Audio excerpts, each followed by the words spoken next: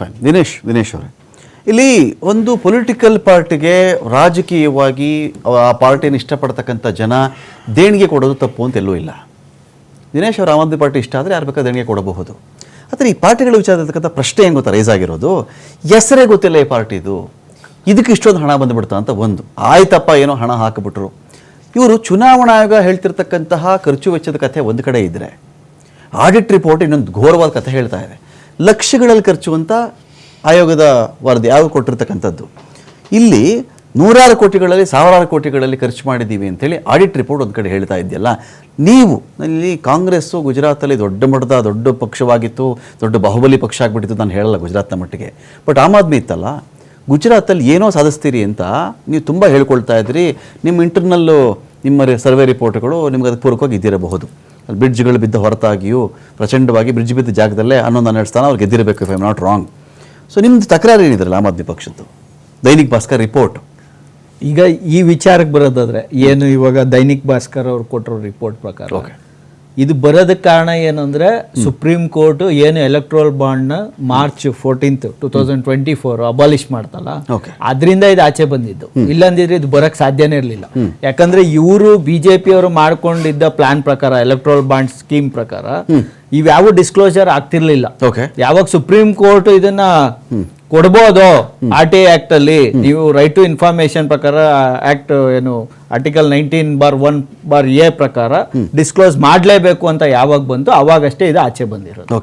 ಅಲ್ಲಿಗೆ supreme court enter ಆಗ್ಲಿಲ್ಲ ಅಂದಿದ್ರೆ ಇವೆಲ್ಲ ಮುಚ್ಚೋಗ್ತಿತ್ತು.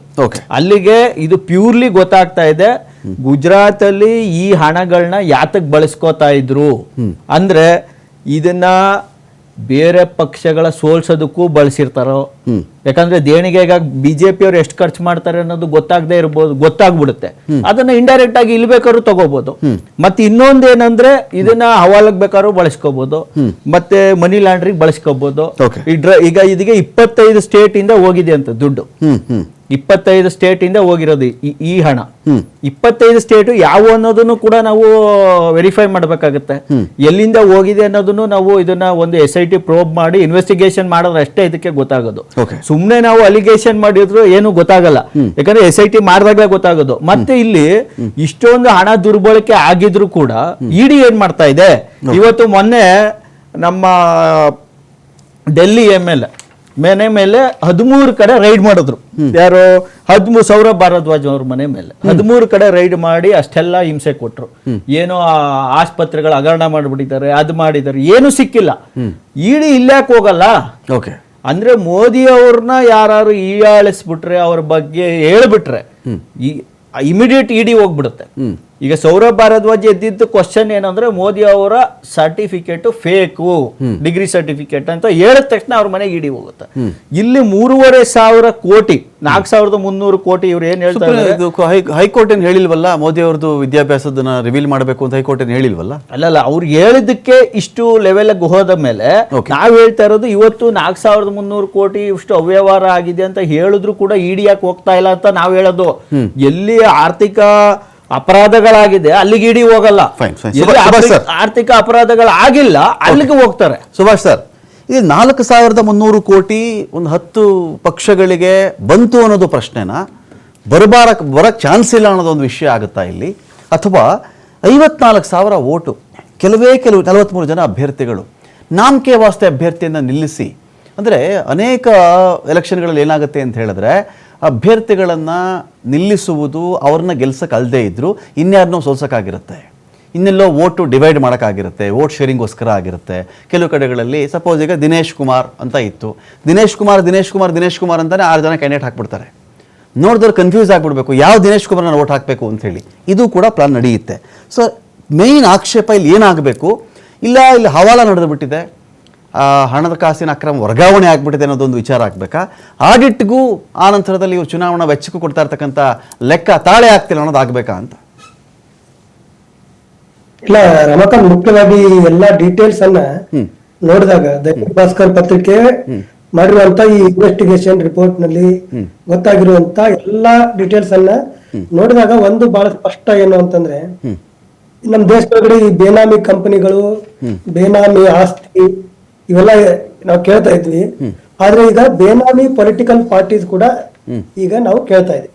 ಓಕೆ.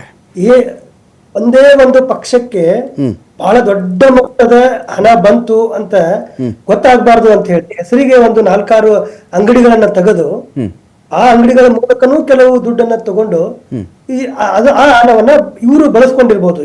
ಯಾರು ಅಂತ ನಾನು ಹೇಳ್ತಾ ಇಲ್ಲ, ಯಾಕಂದ್ರೆ ಯಾರು ಅನ್ನೋದು ತನಿಖೆಯಿಂದ ಗೊತ್ತಾಗ್ಬೇಕೀಗ.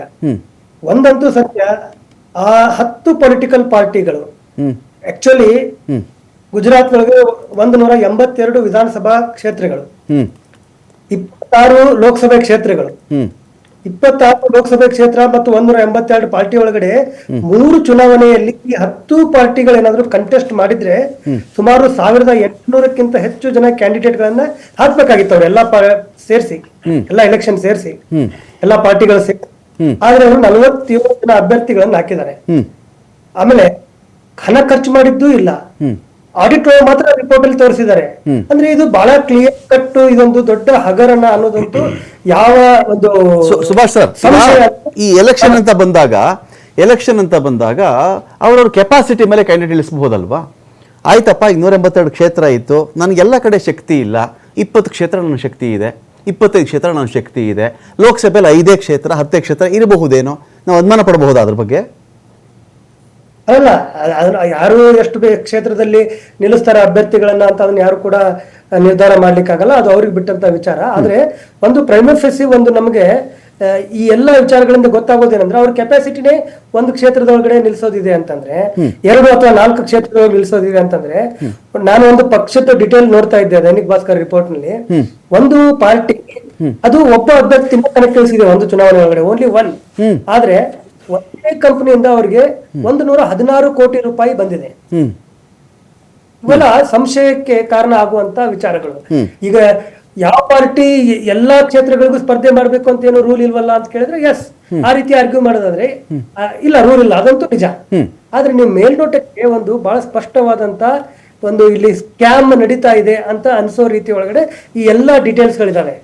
ಇಲ್ಲಿ ನೀವು ಆರಂಭದ ಒಳಗಡೆ ಕೇಳಿದ್ರಿ ಏನು ಮುಖ್ಯವಾದಂತ ಆಕ್ಷೇಪ ಏನು, ಮುಖ್ಯವಾದಂತ ಪ್ರಶ್ನೆ ಏನು ಅಂತಂದ್ರೆ, ಮುಖ್ಯವಾದಂತ ಪ್ರಶ್ನೆ ನನ್ನ ಪ್ರಕಾರ ನಮ್ಮ ದೇಶದೊಳಗಡೆ ಈಗ ಚುನಾವಣೆಗಳು ಎಲ್ಲಾ ಪಕ್ಷಗಳಿಗೂ ಕೂಡ ಒಂದು ಲೆವೆಲ್ ಪ್ಲೇಯಿಂಗ್ ಫೀಲ್ಡ್ ಇಲ್ಲ. ಒಂದು ಚುನಾವಣೆ ಅಂದ್ಮೇಲೆ ಎಲ್ಲಾ ಪಕ್ಷಗಳಿಗೂ ಕೂಡ ಸಮಾನವಾದಂತ ಒಂದು ಅವಕಾಶಗಳು ಎಲ್ಲಾ ರೀತಿ ಇರ್ಬೇಕಲ್ಲ, ಅವ್ರಿಗೆ ಒಂದು ಲೆವೆಲ್ ಪ್ಲೇಯಿಂಗ್ ಫೀಲ್ಡ್ ಇರ್ಬೇಕಲ್ಲ, ಆ ತರ ಇಲ್ಲ. ಈಗ ಕೆಲವು ಪಕ್ಷಗಳಿಗೆ ಬಹಳ ಅನುಕೂಲಕರ ಪರಿಸ್ಥಿತಿ ಇದೆ, ಕೆಲವು ಪಕ್ಷಗಳಿಗೆ ಬಹಳ ಅನಾನುಕೂಲಕರ ಪರಿಸ್ಥಿತಿ ಇದೆ. ಇದು ಲಾಂಗ್ ರನ್ ಬಹಳ ಬ್ರಾಡ್ ಆಗಿ ನಾವು ನೋಡಿದಾಗ ಇದು ನಮ್ಮ ದೇಶದ ಪ್ರಜಾಪ್ರಭುತ್ವದ ಒಂದು ಗುಣಮಟ್ಟ ಏನಿದೆಯಲ್ಲ ಅದು ದಿನೇ ದಿನೇ ದಿನೇ ಕಡಿಮೆ ಆಗ್ತಾ ಇದೆ. ನಮ್ಮ ಎಲೆಕ್ಷನ್ಗಳ ಜನರ ನಂಬಿಕೆ ಕಡಿಮೆ ಆಗ್ತಾ ಇದೆ, ಚುನಾವಣಾ ಆಯೋಗದ ವಿಶ್ವಾಸಾರ್ಹತೆ ಕಡಿಮೆ ಆಗ್ತಾ ಇದೆ ಅಂತ ಹಲವಾರು ವಿಚಾರಗಳ ಬಗ್ಗೆ ಇತ್ತೀಚಿನ ದಿನಗಳಲ್ಲಿ ಚರ್ಚೆ ಆಗ್ತಾ ಇದೆ. ಈಗ ದೈನಿಕ್ ಭಾಸ್ಕರ್ ಕೊಟ್ಟಿರುವಂತ ವರದಿ ಅದಕ್ಕೆ ಪೂರಕವಾಗಿ ಬಂದಿದೆ ಅಂತ ನನಗನ್ಸುತ್ತೆ. ಫೈನ್, ನಾನು ಮತ್ತಷ್ಟು ಮಾತಾಡ್ತೀನಿ.